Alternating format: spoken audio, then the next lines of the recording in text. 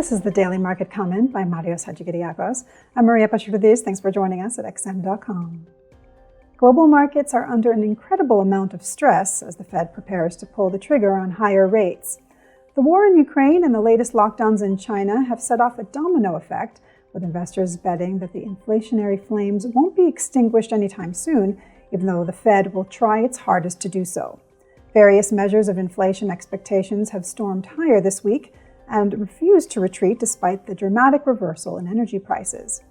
Therefore, traders are betting the Fed will be forced to raise rates faster to combat spiraling prices, which is pushing U.S. Treasury yields higher. Beyond inflation concerns, there's also a growing risk of a credit episode. With central banks closing the liquidity gates and fears that defaults from Russian-exposed entities could snowball, credit investors are rushing for the exits, propelling yields on junk bonds much higher. The real risk is, what happens if you have a global recession while inflation is so high? Nobody wants to find out, hence why money managers are slashing their risk exposure right now. The tech-loaded Nasdaq fell 2% yesterday, and futures point to another bloody nose today. The Hang Seng Index fell almost 6% today amid a fire sale in tech stocks. In the broader market, the war trade continues to retrace. Crude oil and gold prices are in full retreat, surrendering almost all of their war-related gains as the prospect of a ceasefire forces traders to take profits on their long bets.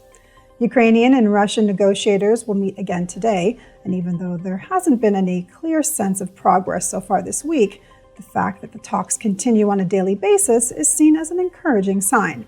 With safe haven demand fading and global bond yields racing higher, one of the biggest casualties has been the Japanese yen.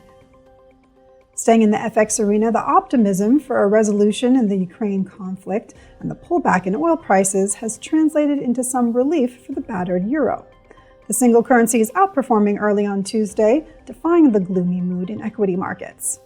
Finally, sterling has underperformed even the euro since Russian forces rolled into Ukraine, even though the eurozone is much more reliant on Russian energy than the United Kingdom is. This begs the question, is it just Russian assets in the UK being liquidated?